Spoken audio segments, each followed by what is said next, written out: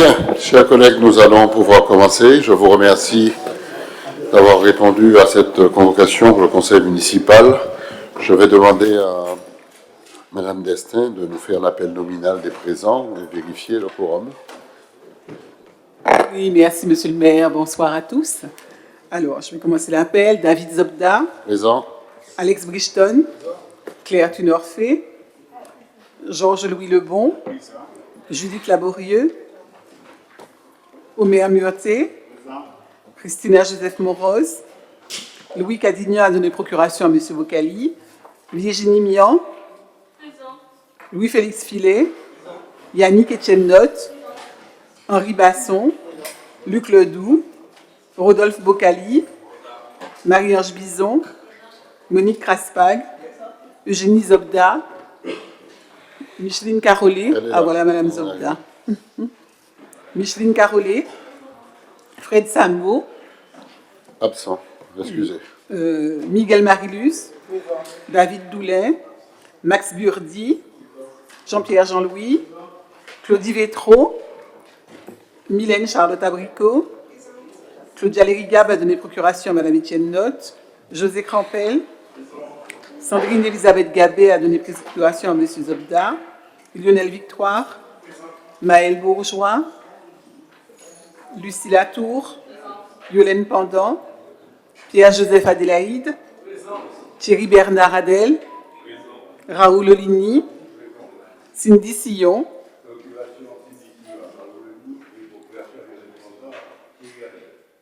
elle a donné procuration à M. Adel, Nelly Charlotte, Claude Marlin, Fabrice Dunon. Le quorum est atteint, Monsieur le maire. Merci, nous avons donc le quorum, nous pouvons valablement délibérer. Je propose que Max Burdi et Micheline Carolé prennent le secrétariat, s'ils en sont d'accord. Très bien.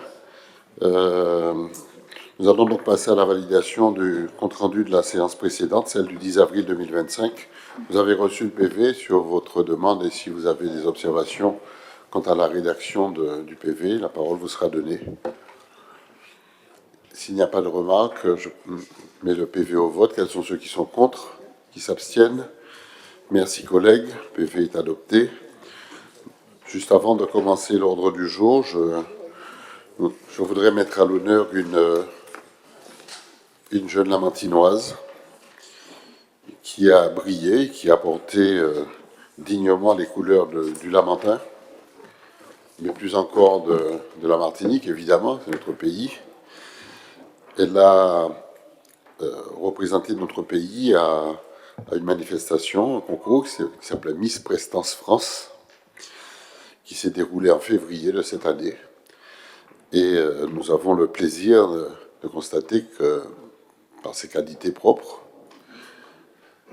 son intelligence, son brio, son élocution, son style, sa manière d'être, elle a remporté le prix de Miss Prestance. Alors, je voudrais, au nom de tous, lui adresser mes très sincères félicitations. Je vais lui demander de venir à côté de moi, sous vos applaudissements, évidemment.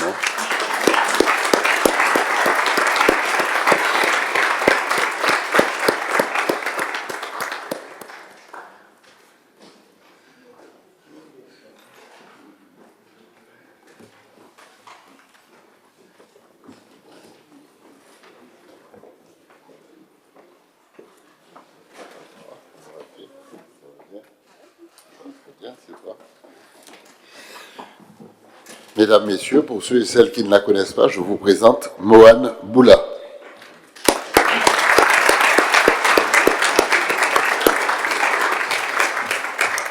Je te passe la parole.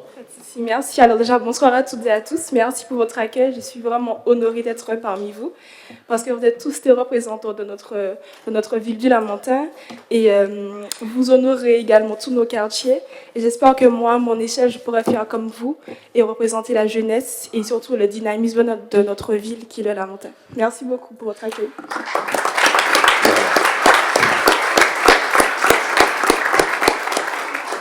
Vous comprenez aisément pourquoi elle a gagné. Elle a une facilité d'élocution, elle a développé un certain nombre d'idées.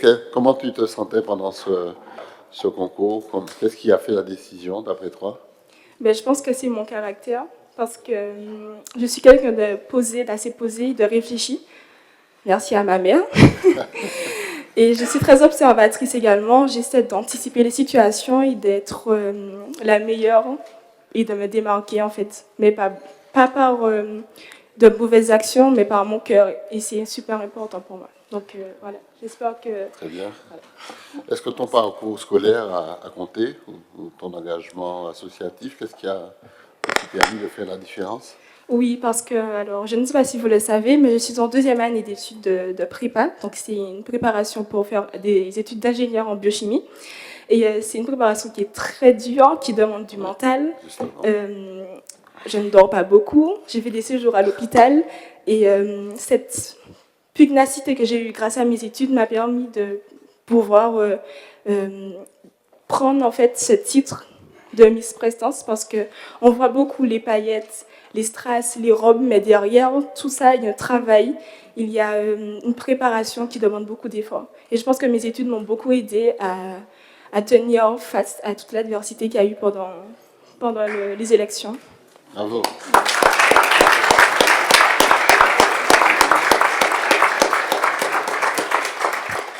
Je pense que nous sommes tous très fiers de toi, et si nos collègues veulent s'exprimer, lui dire un petit mot, ça sera avec plaisir, parce qu'elle le mérite très bien. Si vous souhaitez vous exprimer. Oui. Tout le monde semble être intimidé par ton élocution. J'avais essayé d'être aussi bien que toi dans le parler. Je crois qu'il est important de donner des modèles à notre jeunesse, parce qu'on sait très bien qu'elle n'est pas toujours valorisée au niveau des médias, de la presse. J'ai vu, parce que je fais une petite confidence, j'étais dans le groupe et j'ai vu l'évolution du travail, j'ai vu l'implication des parents, et ça aussi c'est très important, de la famille, des tatis, des fans, je ne veux même pas dire tatis, des fans. Vraiment bravo parce qu'en fait, j'ai suivi, grâce à d'autres personnes en direct, ton évolution dans les finalités, et j'ai vu vraiment la différence entre nous qui avons peu de moyens, sinon l'amour des siens, et puis surtout l'éducation qu'on nous donne, les valeurs qu'on nous transmet. J'ai vu toute la différence avec les pays qui ont des moyens, soi-disant, et tu as su démontrer que nous avons peu de moyens, mais nous sommes puissants. Et ça, c'était très important. Merci pour cela. Merci beaucoup.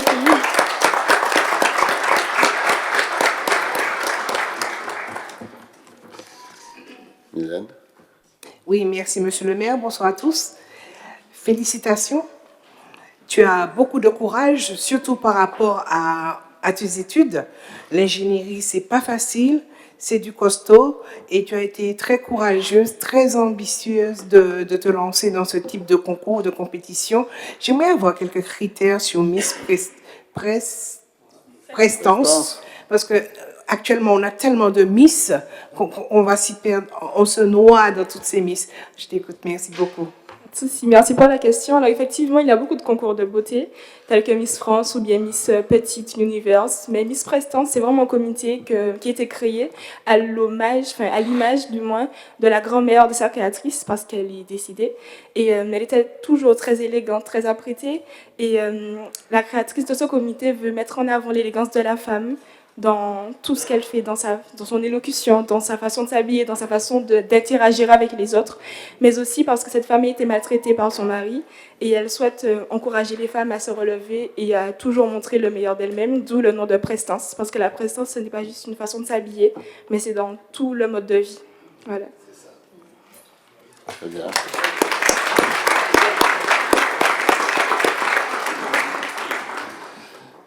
Oui, Fabrice. Toutes mes félicitations à notre Miss, toutes mes félicitations aux parents. Et c'est vrai que ce n'est pas seulement leur fierté, mais c'est également notre fierté que tu ailles encore beaucoup plus loin que tu es actuellement, tant au niveau de tes études, tant au niveau de ton parcours parallèle, que tu ailles encore beaucoup plus loin. Et tu es la confirmation de ce que j'entendais tant au collège et également au lycée, sans chauvinisme aucun, Quelles sont belles les filles de Sao du Chêne. Merci.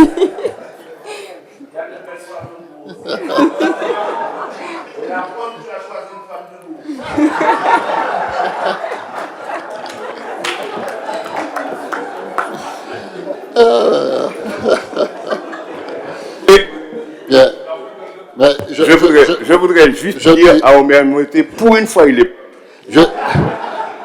Je dirais simplement qu'elle est le fruit d'un bon compromis, puisque sa mère est de Sao et son père est du Beau. Effectivement. Bien.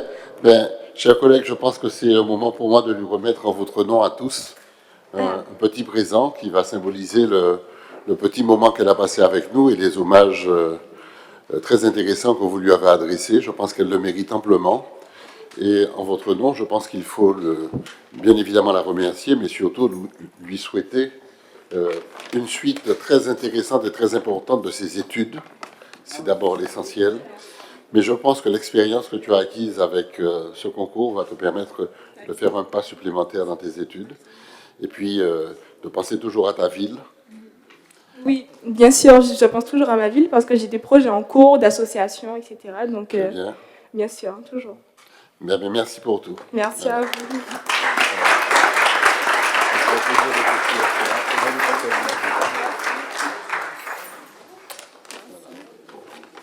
Bonne chance et bon courage. À très bientôt. Merci à tous vos applaudissements.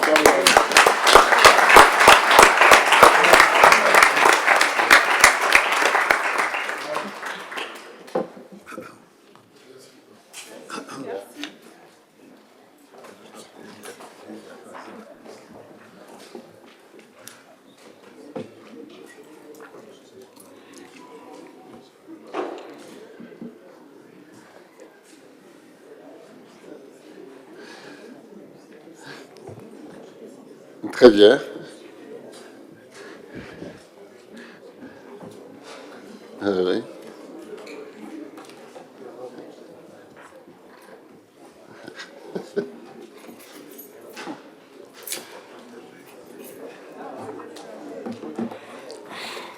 Bien. Mais écoutez, voilà un conseil qui sera sous de bons auspices. Je propose que nous puissions entrer dans l'ordre du jour de notre conseil, qui n'est pas un grand conseil, il n'y a pas beaucoup de points, mais il est nécessaire que nous nous voyions régulièrement. Nous allons d'abord aborder les questions relatives aux ressources humaines avec des renouvellements de mise à disposition. Il y aura Patrice Deslin, Philippe Chollet, Alicia Ardel et Lisette Méraud. Il y aura aussi la mise à disposition de Madame Lynne-Claude Nosiborg et Romaric Clovis. Ces points seront présentés par notre collègue Murté. Urbanisme et aménagement, la taxe spéciale d'équipement sera présentée par Alex Bridgeton. Les questions relatives à la police et notamment au renouvellement de licences de logiciels de contrat de maintenance, caméra et détection intrusion seront présentées par Judith Laborieux. Les relations internationales avec le déplacement à Santiago, celui de Judith Laborieux et de moi-même sera présenté par Mylène Charlotte et celui de Mylène Charlotte sera présenté par je ne sais plus qui, Eugénie. Et puis ensuite, je présenterai moi-même un point relatif aux obsèques, la prise en charge des obsèques de Marvin Bélison. Et enfin, un point relatif à la mise à disposition d'un local dont la ville a fait l'acquisition, mise à disposition au profit du CCAS. Ce dossier sera présenté par notre collègue du CCAS. Et puis l'autre point, voilà, l'autre point, ce sont les marchés publics. Donc en clôture de notre réunion, les marchés publics seront présentés par notre collègue Filet. Voilà, donc on va, si vous le voulez bien, commencer tout de suite notre conseil. Je vais passer la parole à Alfredi Murté pour le... C'est déjà fait. Déjà fait. Oui, oui, déjà fait. Alors, Alfredi, si tu peux présenter oui, bonsoir. les points ensemble, on va les voter. Merci, monsieur le maire. Bonsoir aux collègues. C'est des choses que nous faisons régulièrement ici. Alors, moi, je propose, puisque pour ne pas être trop répétitif, qu'on passe les 3 agents du CCS qui sont pour un renouvellement de la disposition, pour la mise à disposition pour le CCS, ça veut dire M. Patrice Délin, M. Cholet et Ardel et Lisette, Mme Alicia Ardel et Lisette Méraud, qui sont d'accord, après accord des deux parties. Je propose qu'on valide ce renouvellement.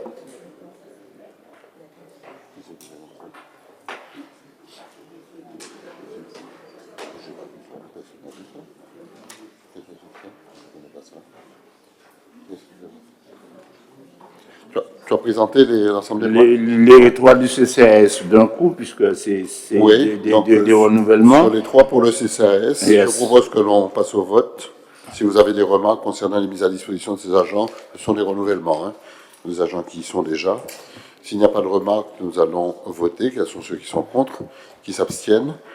Poursuit concernant Le renouvellement de la mise à disposition de Mme Lynn Claude Nozibor auprès du GIPDSU, groupement d'intérêt et public du développement social urbain. Elle travaille déjà là. Après accord des deux parties, nous proposons son renouvellement au GIPDSU. Merci. On passe au vote. S'il n'y a pas de remarques, quels sont ceux qui sont contre, qui s'abstiennent? Le dernier point concernant Et puis le dernier point, c'est Clovis. la mise à disposition de M. Omari Clovis auprès de l'OCL du Lamentin, qui revient de l'Office de tourisme de la CACEM, qui souhaite réintégrer l'OCL. Très bien. Est-ce qu'il y a des remarques ou des questions? S'il n'y en a pas, nous votons. Quels sont ceux qui sont contre, qui s'abstiennent? Merci. Merci au maire. Je passe la parole à Alex Bridgton concernant la taxe spéciale d'équipement. Merci, Monsieur le maire. Il s'agit de la reconduction de la taxe spéciale des équipements 2025. Il faut dire qu'une loi la loi de 96 241 du 30/12/96 relative à l'aménagement, la protection et la mise en valeur de la zone dite des 50 pas géométriques dans le département d'Outre-mer portant création à l'agence pour la mise en valeur des espaces urbains de la zone dite des 50 pas géométriques a institué au profit de cette dernière une taxe spéciale d'équipement destinée à financer ces missions dont les principales sont les suivantes. Établir des programmes d'équipement, donner un avis sur la compatibilité entre les programmes d'équipement et les demandes de cession, réaliser des travaux de voirie et réseaux divers, accompagner les occupants sans titre dans leur demande de régularisation. Alors, le montant de cette taxe est réparti entre les personnes physiques ou morales assujetties aux taxes foncières sur les propriétés bâties et non bâties, à la taxe d'habitation pour les résidences secondaires, à la contribution économique territoriale dans les 27 communes ayant une façade littorale.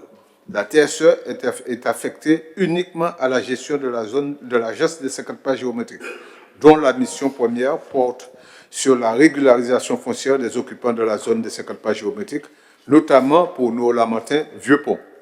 Elle représente la principale ressource de l'agence. Le conseil d'administration de l'agence des 50 pas géométriques, en date du 29 juillet 2024, a décidé de reconduire le montant de la TSE pour l'année 2025 au maximum fixé par la loi de finances 2025, soit un produit attendu de 975 000 € pour l'agence de la Martinique. Alors, la commission d'aménagement territoire et du développement durable, réunie le 8 avril 2025, a émis un avis favorable. Il nous est donc demandé de donner notre avis sur la reconduction de la taxe spéciale d'équipement au maximum fixé par la loi Finances 2025, soit le produit attendu de 975 000 € pour l'agence Martinique. Voilà. Merci. Si vous avez des remarques, il s'agit d'une taxe. Oui, vas-y. Oui, la loi l'impose. Et on l'a bien dit, cela représente un produit de quasiment 1 million d'euros. Mais cette note il aurait été pertinent qu'on puisse avoir, n'est-ce pas, un rétrospective de ce qui a été fait en termes d'équipement, en termes de régularisation de situation, etc., pour pouvoir juste nourrir la culture des élus. C'est ça. Oui, bon, s'ils le font, on demandera à l'agence des 50 pas de nous faire un rapport. Je pense que ces rapports-là sont sur le site de l'Agence des 50 pas et c'est à la portée de chacun. Mais s'il le faut, on fera un petit document qu'on va envoyer à chaque élu. Comme ça vous évitera de faire l'effort d'aller chercher sur Internet. Mais néanmoins, c'est une agence, vous le savez, qui est appelée à disparaître. Elle est en train de vivre ses derniers instants. Mais malgré tout, il faut accompagner, puisqu'il y a des professionnels qui y sont et qui sont rémunérés en fonction de la taxe perçue par l'Agence des 50 pas pour réaliser ces travaux de régularisation foncière. Bon, nous savons que sur quelques chantiers, l'agence a très bien travaillé, puis sur d'autres, il y a encore des attentes qui sont très fortes. Il y a une très grande partie du foncier sur l'agence des... Bye bye, à bientôt, merci. Au revoir. Qui n'a pas encore été régularisé, et on se demande bien, au départ de l'agence, parce que le foncier sera transféré à la collectivité territoriale de Martinique, comment le titrement se fera dorénavant, et sous quelle forme et sous quelles conditions. Donc, on risque, si les choses ne sont pas terminées avant la disparition de l'agence, d'avoir une politique à deux vitesses, des Martiniquais qui ont eu le temps d'être régularisés par l'agence, et puis d'autres qui ne le seront pas encore. Donc ça se posera dès lors la question de la suite de ces occupations sur le domaine public maritime et sur les 50 pas géométriques. Mais je pense que les choses seront précisées en temps utile. C'est bien pour ça que l'agence a été prolongée, c'est qu'on vous permettre aux uns aux autres de pouvoir travailler sur la transition et ensuite le remplacement de l'agence. Voilà. Mais bon, on fera le rapport de manière explicite. Il est évident aussi que les 900 000 euros qui sont perçus, près de 1 million, c'est pas sur le Lamentin uniquement, c'est une somme globale perçue sur l'ensemble de la Martinique. Oui. L'ensemble de la Martinique, c'est ça. Non, c'est pas pour le Lamentin seulement, c'est sur l'ensemble de la Martinique. Voilà. Oui, réparti sur l'ensemble de la Martinique. Ça concerne les communes littorales, mais c'est sur l'ensemble du pays. Très bien. Ben, je propose que l'on passe au vote. Quels sont ceux qui sont contre, qui s'abstiennent? Merci, collègues. Je passe ensuite la parole à Judith Laborieux concernant les renouvellements de licences de maintenance de vidéoprotection et de système de détection. Merci, Monsieur le maire. Alors, en 2021, la commune a fait l'acquisition de 12 caméras individuelles. Donc, nos policiers municipaux ont été dotés de ces caméras. Et c'est des caméras qui permettent, lors des interventions sur le terrain, de pouvoir faire un enregistrement de la situation, puisque par le passé, on avait, quand vous avez l'administré qui vous dit qu'il a été mal reçu par la police et que la police vous dit non, mais nous, on a fait notre job, aujourd'hui, avec les caméras, on peut avoir les images de comment la situation a pu dégénérer ou n'a pas pu dégénérer. Et après, on peut les utiliser au niveau juridique. Donc, ces caméras sont arrivées le contrat, la licence est arrivée à terme et il faut la renouveler. Mais pour cela, cette licence qui a été utilisée dans le cadre des interventions depuis 2021 devrait être renouvelée sur une durée d'1 an jusqu'à 3 ans. Cependant, les factures ne sont pas parvenues à temps à la mairie depuis la mise en service. Aussi, l'objet de la présente note consiste à régulariser cette dette qui concerne les années précédentes et qui s'élève à 14 368 €.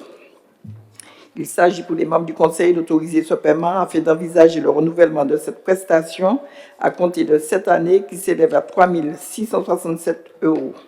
Ce renouvellement sera souscrit pour une durée de 12 mois à l'expiration de laquelle, sauf dénonciation par l'une ou l'autre des parties, sous préavis de 2 mois et par lettre recommandée avec accusé de réception, il sera renouvelé par tacite reconduction et par des périodes successives d'1 an sans excéder 3 ans. Donc, il est donc demandé au conseil municipal d'autoriser le maire à régulariser le paiement des sommes relatives au renouvellement de licence pour les caméras acquises concernant les années 2022 à 2024 et d'engager les dépenses inhérentes à ce dossier de montant de 18 335 €, tout taxe, procéder au renouvellement des licences à compter de cette année selon les conditions évoquées plus en avant. Bien, vous avez entendu le rapport présenté par d'autres collègues. Est-ce que vous avez des remarques ou des questions sur ce sujet? Oui, juste une observation. Est-ce qu'on connaît les raisons pourquoi les factures ne sont pas arrivées en fait? Parce qu'ils ne les ont pas envoyées à temps utile. C'est pas plus compliqué que ça. On ne paye que les factures qui sont arrivées, qui sont enregistrées et traitées. Mais si on n'a pas de facture, c'est compliqué. Peut-être qu'ils ont pensé qu'ils allaient envoyer tout en même temps, mais on les a reçus, on les paye, puisque le service a été fait. D'accord. Mais c'est pas de notre fait, hein. J'ai pas dit que c'est de votre fait. Ce ne sont pas des factures. Non, mais je le dis. Ce ne sont pas des factures qui étaient là qui ne sont pas payées.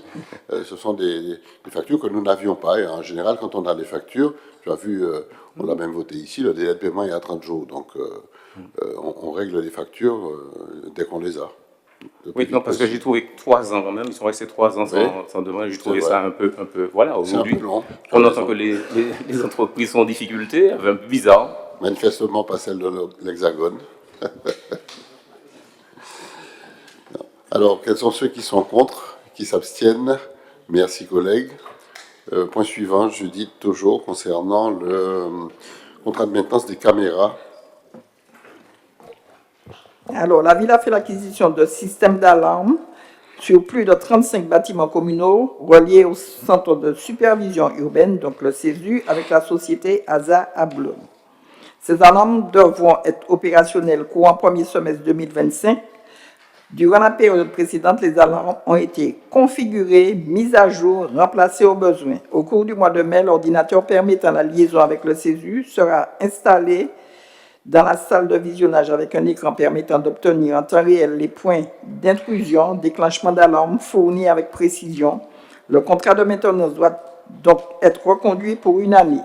Le présent contrat sera donc reconduit pour une durée de 12 mois, à l'expiration de laquelle, sauf dénonciation par l'une ou l'autre des parties sous préavis de 2 mois et par lettre recommandée avec accusé de réception, il sera renouvelé par tacite reconduction et par période successive d'1 an sans excéder 3 ans.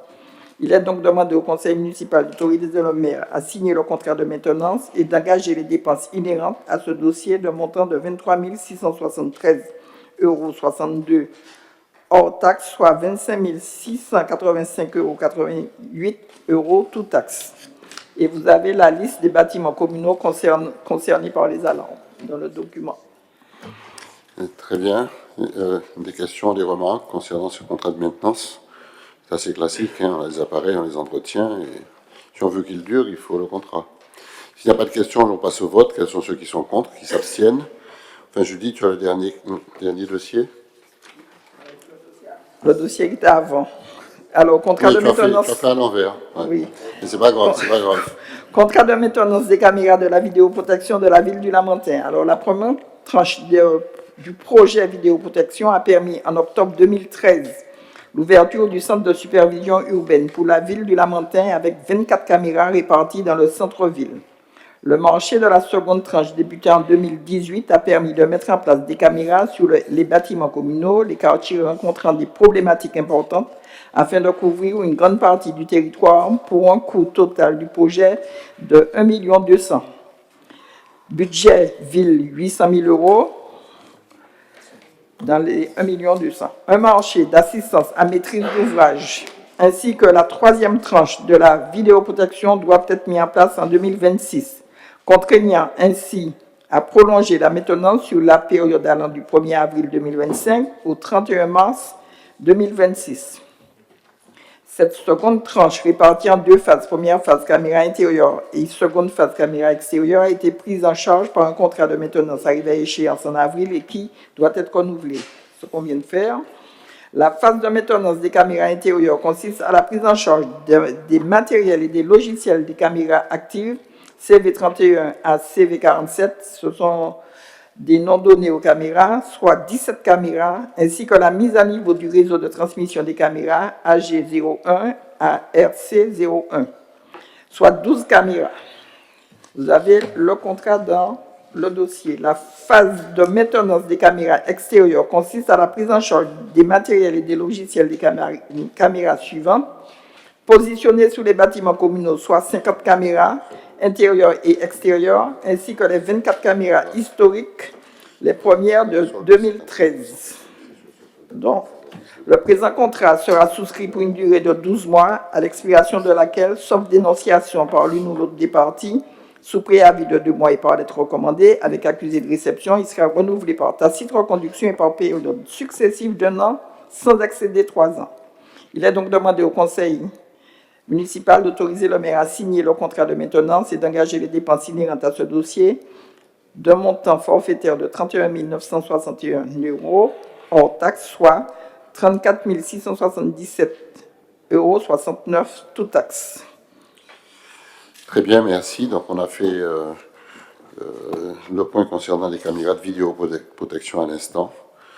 C'est toujours le même système de contrat de maintenance sur des appareils qui sont très importants pour la sécurité de la ville. On met au vote. Quels sont ceux qui sont contre, qui s'abstiennent? Merci, collègues. On va passer aux relations internationales. Le prochain point sera présenté par Mylène Charlotte et comme il concerne Judith Laborieux et moi-même, nous allons sortir et je passe la présidence de l'Assemblée au premier adjoint, Alex Wichton.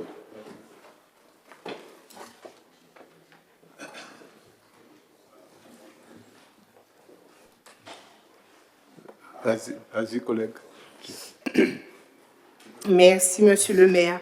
En effet, il s'agit de la participation de Monsieur le maire et de Madame Judith Laborieux à un programme d'échange à Santiago de Cuba du 23 au 31 juillet 2025. Dans le cadre de la continuité des actions sur le risque majeur développé en 2024, il est prévu la participation de la ville à un programme d'échange à Santiago de Cuba.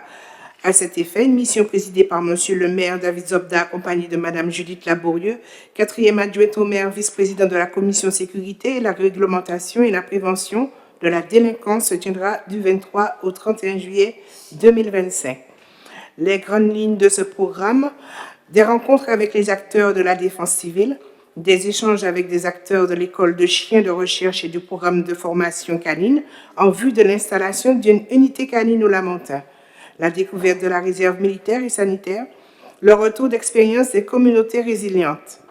Les dépenses seront imputées au projet de coopération vers une résilience commune dans la Caraïbe, cofinancé entre autres par le ministère de l'Europe et des Affaires étrangères et la préfecture, dont le solde actuel est de 50 970 €. L'état prévisionnel des frais engagés pour cette mission se présente ainsi: coût de transport aérien et assurance 6 000 €, des frais de représentation regroupant l'hébergement, la restauration, le transport terrestre et l'interprétariat, 7 000 €. À l'article R 2123-13 du Code général des collectivités territoriales dispose que les frais de déplacement et de séjour des élus municipaux sont pris en charge par la commune, et l'article L 2123-18 du Code général des collectivités territoriales que les fonctions de maire, d'adjoint, de conseiller municipal, de président et membre de délégation spéciale donnent droit au remboursement des frais que nécessite l'exécution des mandats spéciaux. Il vous est demandé d'approuver le déplacement de Monsieur le maire David Zobda et de Madame Judith Laborieux à Santiago de Cuba du 23 au 31 juillet 2025, d'autoriser le remboursement des frais par Monsieur David Zobda pour un montant prévisionnel plafonné à 4 000 € et Madame Judith Laborieux pour un montant prévisionnel plafonné à 3 000 €, soit un montant total plafonné à 7 000 € sur présentation des justificatifs. Le paiement de la facture du transport aérien et de l'assurance selon la fourchette estimée, avec un plafond fixé à 6 000 €. L'engagement de l'ensemble des dépenses relatives à cette mission par Monsieur le maire et Madame Laborieux.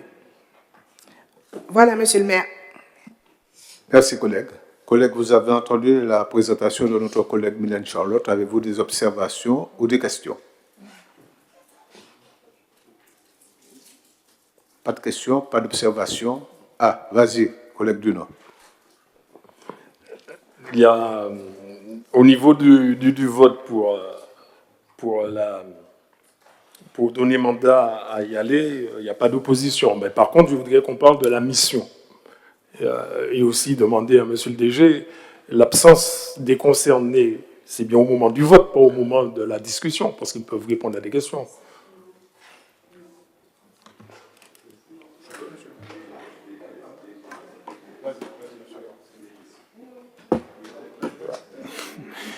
Alors, qui peut le plus, peut le moins, monsieur le maire a choisi, bien que ce n'est pas obligatoire, merci de le noter, de sortir, de ne pas participer au vote, mais vous avez raison de ne pas participer au vote, de ne pas participer au débat, laissant bien sûr l'Assemblée libre de mener le débat et de mener le vote. Ce n'est pas interdit. Mais c'est plus que ce qui est prévu juridiquement.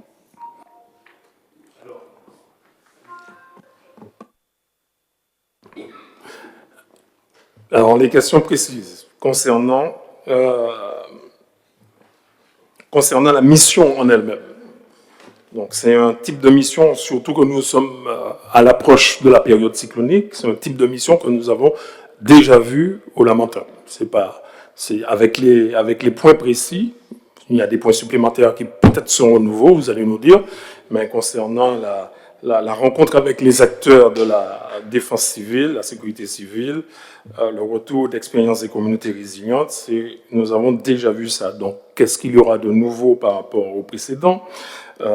Les échanges avec des acteurs de l'école de chiens de recherche et du programme de formation canine en vue de l'installation d'une unité canine au Lamentin. Est-ce que cette unité canine est intégrée à la sécurité civile? Est-ce que cette unité canine est intégrée à la police municipale?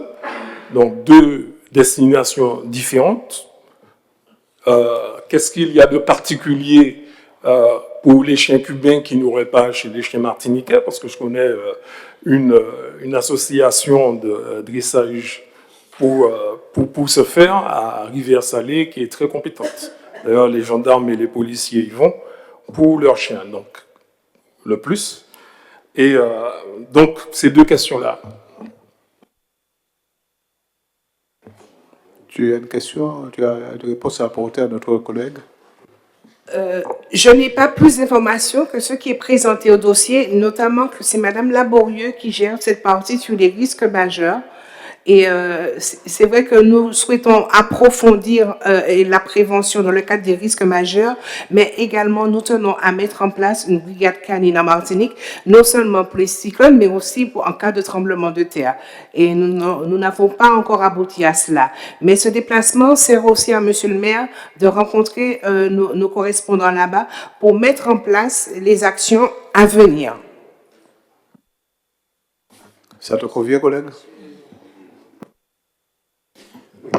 Alors, je vais répondre techniquement. Je veux commencer par un exemple. La réserve communale. La réserve communale, qui est le fruit d'un échange avec Santiago de Cuba. Donc, ça a été l'occasion de dupliquer un modèle qui réussit. Donc, ça veut dire qu'au moment où on parle, dans le plan de sauvegarde donc, de la ville, on a sur les quarantiers un certain nombre en tout cas donc un dispositif opérationnel qui nous permet d'aller au-delà de ce que réglementairement on fait en France. Et l'idée de Monsieur le maire est exactement dans ce cadre-là. Oui, bien sûr, il y a des orientations en matière de recherche avec des chiens en France, mais l'idée, bien sûr, est de profiter, au sens noble du terme, de cette expérience cubaine, puisqu'on sait très bien qu'en matière de sécurité civile, Cuba, bien sûr, de même qu'en matière de médecine, Cuba a une certaine avance. Donc l'idée est de regarder le côté français, de regarder le côté cubain et de bonifier, bien sûr, l'expérience qui sera faite au Lamentin. Voilà ce que je sais du dossier. Je voudrais aussi ajouter que en matière de sécurité civile, on ne finit pas d'apprendre. Vous avez constaté aujourd'hui, avec le dérèglement climatique, nous avons des phénomènes de plus en plus puissants qui nécessitent une vraie connaissance. La deuxième chose que je voudrais dire, c'est concernant la formation. C'est vrai, à Rivière-Salée, il y a une institution qui fait... Mais former les chiens et l'utiliser sur le terrain, ce n'est pas la même chose. Ce sont des chiens formés qu'on utilise sur le terrain.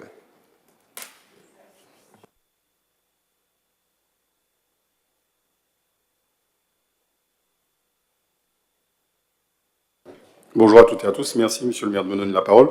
En fait, simplement pour apporter quelques précisions. Ici, on a validé un certain nombre de programmes sur la résilience et sur la prévention face aux risques majeurs. Je ne vais pas revenir sur la mise en place de la maison de la résilience, sur la mise en place de la coopération en matière en matière de résilience et de prévention. Il y a eu l'année dernière une rencontre avec les différentes îles de la Caraïbe.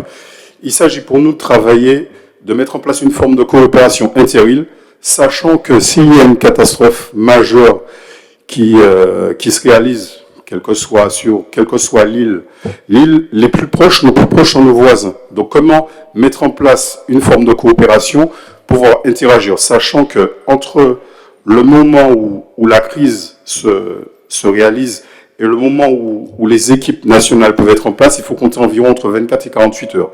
Or, nos voisins peuvent être là dans 1 heure. Donc, ces visites, ces échanges de coopération servent à ça. Ça, c'est le premier point. Le deuxième point, s'agissant de la question de dressage de chiens. Il faut savoir que depuis un certain nombre d'années, au niveau mondial, l'expertise cubaine est observée parce que quand il y a des risques majeurs, Cuba a très peu de moyens, mais Cuba a mis en place une expertise pour la prévention et pour la mise en sécurité des personnes et aussi pour la recherche de personnes en cas de catastrophe majeure. Donc il s'agit pour nous, à travers cette coopération-là, de travailler avec Cuba pour prévenir et aussi mettre en place de nouveaux process en matière de prévention, en matière de sauvetage et en matière de résilience. Merci, collègue. Y a-t-il d'autres questions, d'autres observations? Vas-y. 2 questions. Pourquoi il n'y a pas d'administratif pour cette mission? Parce que les élus y vont, mais nous savons que l'accompagnement d'un administratif, surtout en matière de sécurité civile, ne serait pas de trop. Donc pourquoi? Et deuxièmement, c'est une proposition et je pense que tant Thierry Adel que Jenny Zobda vont aller dans mon sens. Ce serait bien que la mairie puisse lancer une grande campagne, parce que c'est ça aussi qui fait défaut dans notre pays, une grande campagne de sensibilisation afin que les administrés puissent contracter une assurance habitation au moment où il y a des cyclones, pour que tout de suite, ils soient au moins protégés à ce niveau-là. Donc je fais cette proposition. Merci de ta proposition. Je demande au chef de l'administration s'il voudrait ajouter quelque chose concernant la non-présence administrative dans la délégation. Alors là, on est dans une mission de préfiguration. Le choix fait par M. le maire est un choix d'y aller lui-même avec une élue, Mme Laborieux, qui a une expérience effectivement en la matière, donc une très longue expérience. C'est un choix qu'il ne m'appartient pas de commenter, mais bien sûr, je pense que cette orientation-là va permettre de bien préfigurer les choses, et si ça se justifie, par la suite, M. le maire va faire la proposition effectivement pour y aller. Et puis par la suite, si vraiment comment dirais-je, la délégation doit être composée d'un administratif ou de plusieurs administratifs, je rappelle que il y a obligation pour les élus en cas de mission d'avoir une délibération au Conseil. Le maire peut éventuellement missionner certains administratifs sans bien sûr délibération. Voilà. Tu voulais ajouter quelque chose, Mylène? J'ai entendu, ok. Vas-y.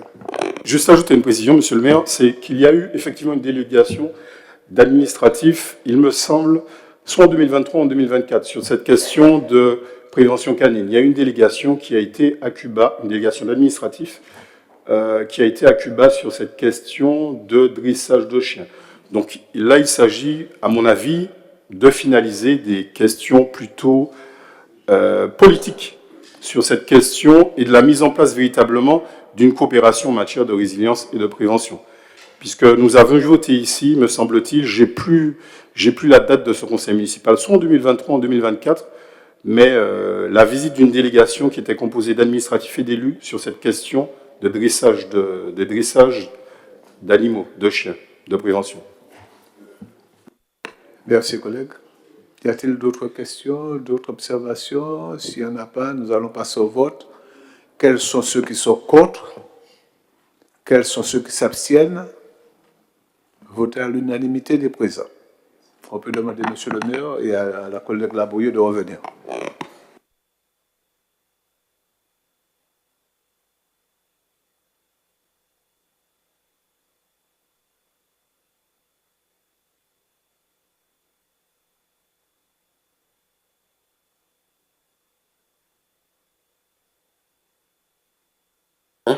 Je vous remercie. Merci Alex, merci chers collègues.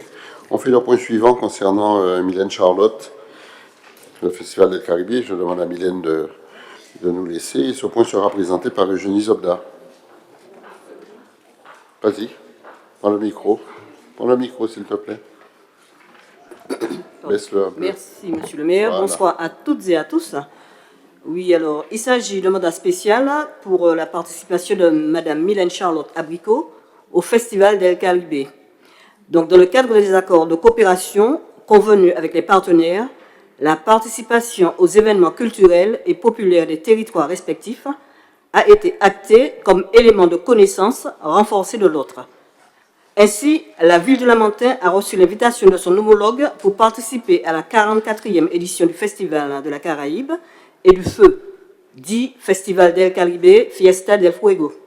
Cet événement international aura lieu à Santiago de Cuba du 3 au 9 juillet 2025 et sera dédié à Curaçao. La ville la plus culturelle de Cuba deviendra un espace d'échange d'exception. Les représentants des différentes villes de Cuba et des régions d'ailleurs démontreront le sens de l'unité, de la solidarité et les spécificités culturelles et artistiques. Aussi, la ville souhaite-t-elle se saisir de cette opportunité pour renforcer sa visibilité et sa présence sur le territoire cubain. Dans cette perspective, Mme Mylène Charlotte Abricot se déplacera du 1er au 12 juillet 2025 à Santiago de Cuba. L'état prévisionnel des frais engagés pour cette mission se présentant ainsi: frais de transport aérien et assurance 3 000 €, frais de représentation, dont hébergement, restauration, transport terrestre et interprétariat, 3 000 €. Pour rappel, l'article R 2023-13 du Code général des collectivités territoriales dispose que les frais de déplacement et de séjour des élus municipaux sont pris en charge par la commune, et l'article L 2123-18 du Code général des collectivités territoriales que les fonctions de maire, d'adjoint, de conseiller municipal, de président et membres de délégation spéciale donnent droit au remboursement des frais que nécessite l'exécution des mandats spéciaux. Donc, il est demandé aux élus du conseil municipal d'approuver le déplacement à Cuba de Mme Mylène Charlotte Abricot dans le cadre du Festival del Caribe du 1er juillet au 12 juillet 2025, d'autoriser le remboursement des frais engagés par Mme Mylène Charlotte Abricot dans le cadre de la mission à Cuba sur présentation des justificatifs, selon le budget prévisionnel de montant plafonné à 3 000 €. Le paiement de la facture du transport aérien et de l'assurance selon la fourchette estimée, avec un plafond fixé à 3 000 € et bien entendu l'engagement de l'ensemble des dépenses relatives à cette mission par Mme Mylène Charlotte Abricot. Voilà, monsieur le maire. Merci beaucoup. Chers collègues, vous avez la parole si vous souhaitez intervenir. S'il n'y a pas d'intervention, nous passons au vote. Quels sont ceux... Pardon, oui. Le dossier précédent était justifié. J'ai entendu les discours et les commentaires des uns et des autres. C'est vrai. Le déplacement pour les questions de sécurité de nos populations est fondamental et je crois qu'il y a... l'élu délégué a déjà montré son sérieux sur le sujet. Il y a des choses qui sont mises en place à travers les temps. Par contre, je suis surpris par cette note de synthèse. On me parle d'un festival culturel et on me dit que c'est Mylène Charlotte Abricot qui représente, alors qu'il y a des représentants culturels dans la ville. Et quand je regarde l'objectif même à atteindre, c'est fixer de la visibilité du Lamentin. C'est juste sur cela, comprendre comment, avec quel bagage Madame Mylène Charlotte Abricot part pour donner cette visibilité-là. Visibilité culturelle, puisqu'on est là, dans la ville, c'est écrit là-dedans, la ville la plus culturelle, dans un festival culturel. Eh bien, c'est très simple. Hein. Je pense qu'on vous a expliqué tout à l'heure ce qu'était le mandat spécial et le fait qu'un élu ait besoin d'une autorisation du Conseil pour se déplacer. Mylène Charlotte est la présidente de la commission coopération. C'est à ce titre qu'elle y va. Et elle n'y va pas seule, elle y va aussi avec des cadres de l'administration en charge du développement touristique, culturel, pardon, je pense à autre chose, en charge du développement culturel, et elle y va aussi avec une délégation de l'Office de la culture.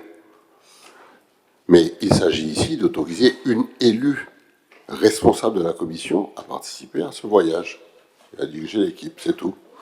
Mais ça ne veut pas dire qu'elle est la seule à partir, ça ne veut pas dire qu'elle ne sera pas accompagnée, ça ne veut pas dire qu'il n'y aura pas des techniciens de la culture avec elle, ça ne veut pas dire que l'office en tant que tel qui porte l'action culturelle de la ville ne sera pas représenté. C'est de ça dont il s'agit. Mais a-t-on besoin spécifiquement de le notifier là? Pas forcément. Il s'agit de dossiers qui présentent la mise en mission d'une élue dont la responsabilité majeure est la présidence de la commission de coopération. C'est tout. De donner une bonne visibilité à l'élu qui doit se prononcer, pour Mais, juste avoir une vision là large de ce qui se fait. C'est la question que j'ai posée. Maintenant, ce serait dans la note que je n'aurais pas la poser. Mais ça n'est pas. J'ai entendu. J'ai entendu. Tu aurais sûrement posé une autre question. J'ai entendu. Mais je pense qu'il faut définitivement comprendre que quand on parle comme ça à Cuba, elle ne part pas comme ça. Elle ne part pas seule comme ça, comme un oiseau qui s'en va, qui va à Cuba, qui passe une semaine à Cuba, ne rien faire. C'est pas ça. Il ne faut pas vous imaginer ça. Il ne faut pas laisser croire ça non plus.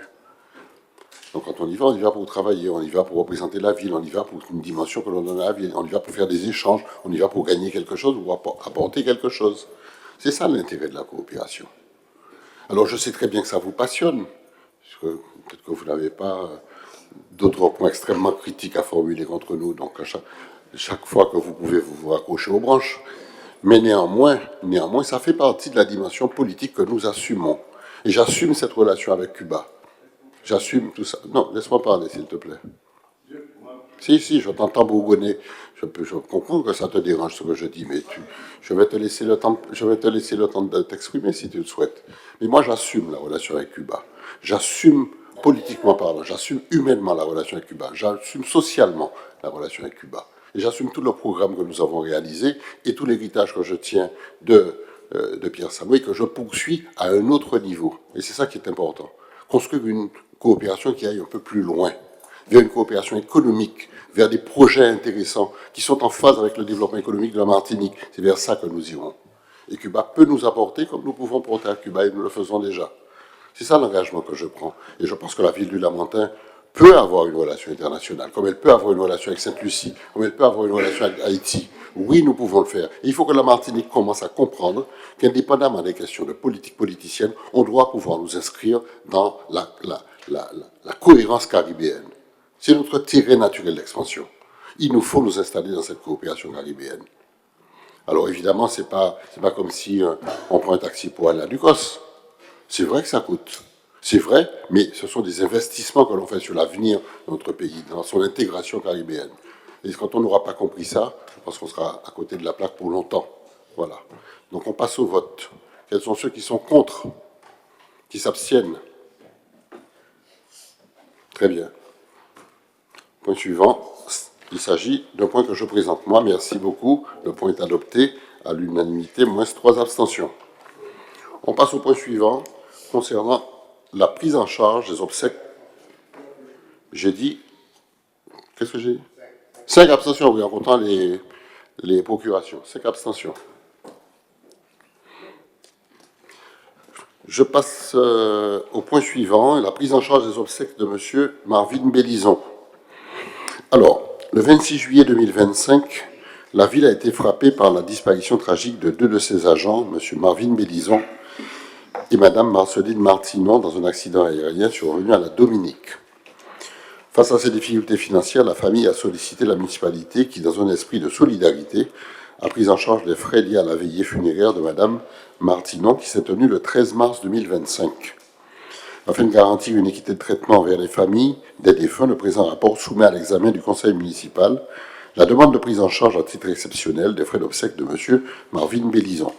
Cette initiative s'inscrit dans une démarche de reconnaissance et de soutien envers les proches des agents disparus. La dépense sera prélevée sur la ligne budgétaire 18 026 000. Il est donc demandé au conseil municipal de se prononcer sur la prise en charge des frais d'obsèques de M. Marvin Bélison pour un montant de 3 291,39 €. Voilà, chers collègues. Est-ce qu'il y a des remarques ou des questions concernant cette prise en charge et cette solidarité vis-à-vis des familles? S'il n'y en a pas, je vous remercie vraiment pour ça. Nous allons voter. Quels sont ceux qui sont contre? Qui s'abstiennent? Merci collègues pour cette unanimité. Je pense que les parents sont très reconnaissants vis-à-vis de la ville du Lamentin. Et je tenais à cette occasion à vous remercier tous et toutes pour les gestes d'affection que vous avez témoignés aux familles de ces deux collègues qui nous ont quittés de manière tragique. Merci encore et je ferai part aux parents de Marvin Bélison du résultat de ce scrutin qui porte un soutien total à la famille. Nous passons au point suivant concernant la gestion du patrimoine. Je passe la parole à Virginie Mian concernant la mise à disposition de local au profit du CCAS. Bonsoir à tous et à toutes, Monsieur le maire. Dans le cadre d'un projet de mise en vente des immeubles 6 au 28 et 38 Léonce Bayardin, les héritiers ortolais ont préalablement proposé au Centre communal d'action sociale de se positionner afin de faire l'acquisition du bien en vue d'y développer des projets en faveur de la population lamantinoise. La mission générale du CCS étant de mettre en œuvre des actions d'accompagnement et de prévention à l'attention de tous les publics, ces espaces représentent une véritable opportunité pour les professionnels du CCS d'y réaliser des projets sur des thématiques diverses telles que la santé, la parentalité, l'autonomie des seniors, l'accompagnement des aidants familiaux, etc.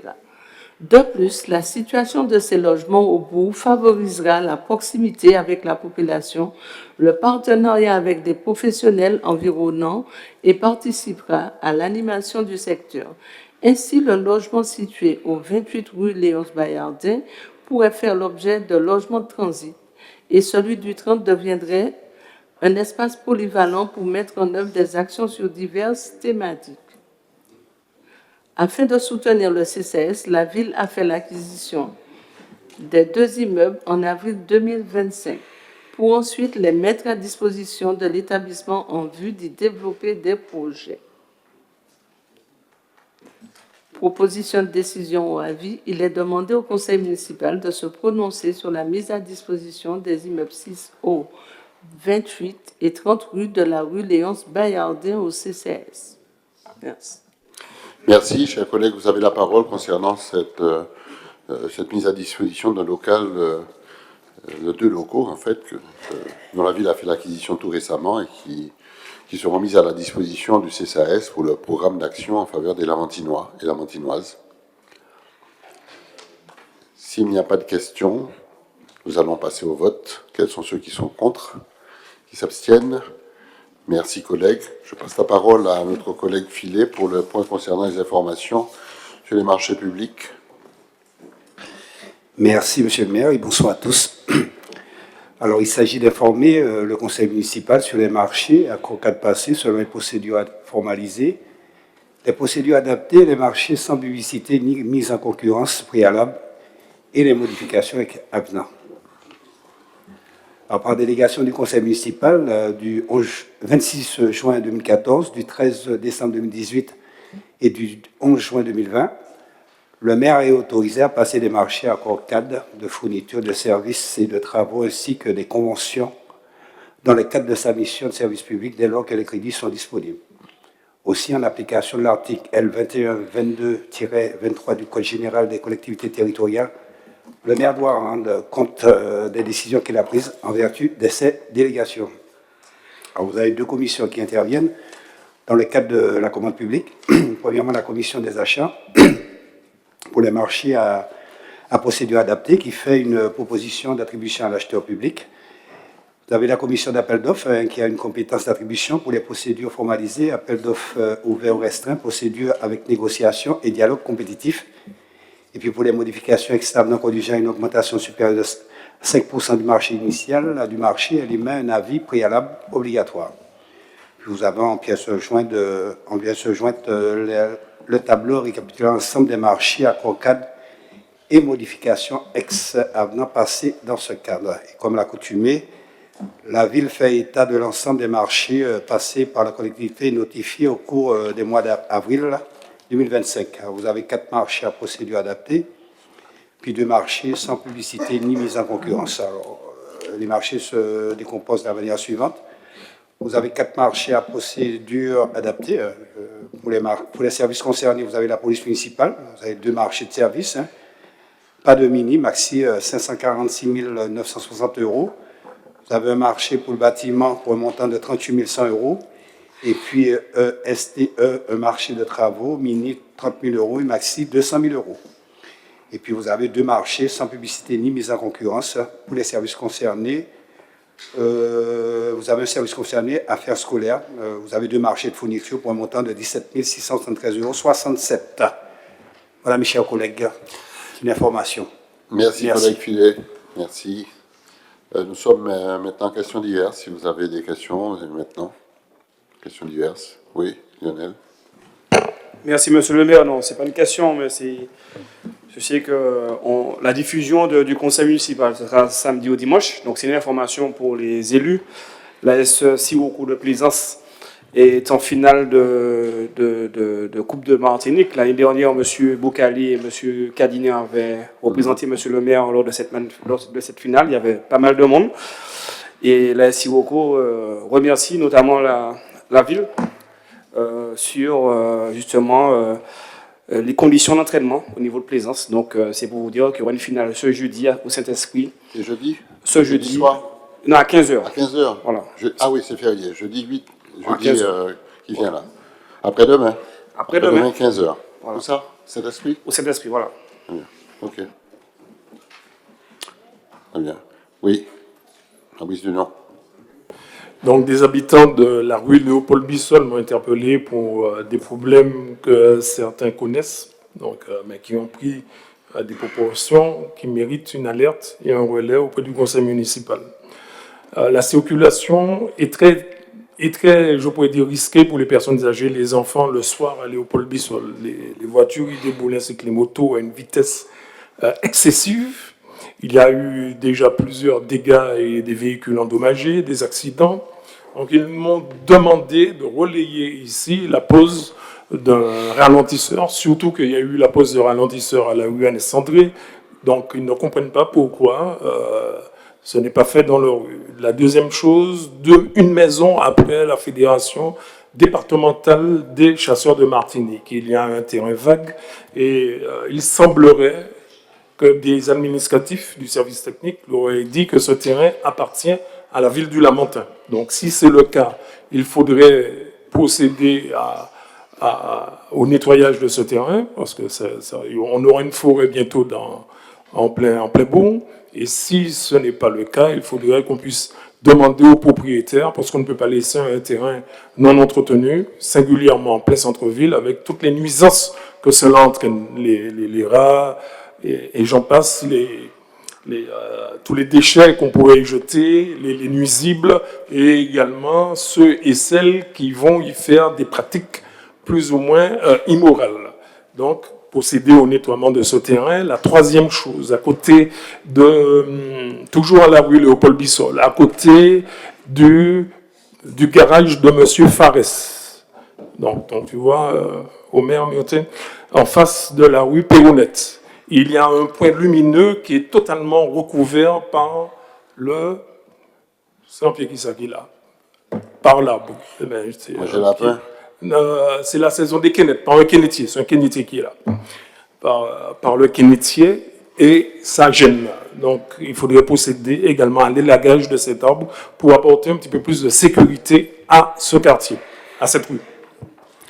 Merci beaucoup. Donc, je te remercie pour ces points. Attends, mais laisse-moi. Oui, je t'ai dit oui. J'ai reçu les gens de la rue Léonce Bayardin. Oui. Ils t'ont peut-être dit ça. Et j'ai eu les mêmes remarques que tu viens de faire, qui sont fondées et justes. Hein. C'est vrai. Donc on va tout mettre en œuvre pour casser la vitesse et ralentir les véhicules et faire de telle sorte qu'il y ait moins d'accidents sur cette portion de voie, parce qu'ils m'ont montré des photos, il y a déjà eu beaucoup d'accidents, effectivement. Oui. Position pour l'implantation, pour la pose du ralentisseur en face de la Montembre. Ouais. Et la Fédé des chasseurs, bon, c'est une entreprise et un local, il n'y a pas d'habitants. Donc si on met le ralentisseur à ce niveau... Ça va gêner personne. Voilà. Ouais. Ok. Très bien. Donc sur les 3 points-là, on va agir assez rapidement. Je vais voir ça avec Alex pour les services techniques. Même si j'habite le Léopold Bissol, mais quand même je suis né à Léopold Bissol, j'ai déjà demandé, j'en ai discuté avec M. Wichton, comment on devait refaire la route, comment on doit refaire toute la route, puisque tu as bien vu qu'on a fait des pansements quelquefois, mais avec le temps, ça commence à s'abîmer. M. Wichton m'avait dit que, puisqu'il y a déjà eu de nombreux accidents, hein, il y a même une fois un gars a renversé une voiture, il est parti en fuite, et il a laissé la voiture sur la route, et justement, c'est moi qui ai pris des dispositions, appelé la police pour faire enlever la voiture. Il y a une fois, au niveau du garage de M. Fares, que tu parles, en face de chez Julien Velmont, il y a une voiture qui était rentrée, Julien m'a interpellé dessus. Et puis, concernant le Kennedy, c'est sur un terrain privé. C'est sur un terrain privé. C'est sur un terrain privé. Et puis, l'autre terrain dont tu parles, il y a les herbes, il paraît, je n'ai pas, dans le temps, comme ça, c'est avec le terrain de Mme Laëli, ça faisait jonction avec la terrain. Mme Laëli m'avait dit que ça appartenait aux OION. Alors, je ne sais pas si dans l'intervalle, ça a été vendu, qui en est le propriétaire, le terrain qui se trouve derrière la maison de la Fédération des chasseurs qui jouxte avec une parcelle de terrain des citernes. Il y a Citerre et il y a Mme Laëli qui travaille à l'hôpital de la Montagne. D'ailleurs, c'était Mme Laëli qui est décédée, qui m'avait dit que le terrain appartenait à M. Yoen. Ça, je ne sais pas. Je ne sais pas si ça, dans l'intervalle, ça a déjà changé de propriétaire, si c'était vendu ou pas. Mais concernant la route, j'en avais déjà parlé à M. Wichton qui m'avait dit comment on devait refaire toute la route et que la demande avait déjà été prise en considération. Mais pour le Kennedy qui se trouve près du garage de M. Fares, c'est sur un terrain privé. Bon, le maire peut soumettre éventuellement au propriétaire de couper les branches. Ça, le maire, c'est dans ses possibilités. Mais c'est sur un terrain privé. C'est pas sur le bord de la route.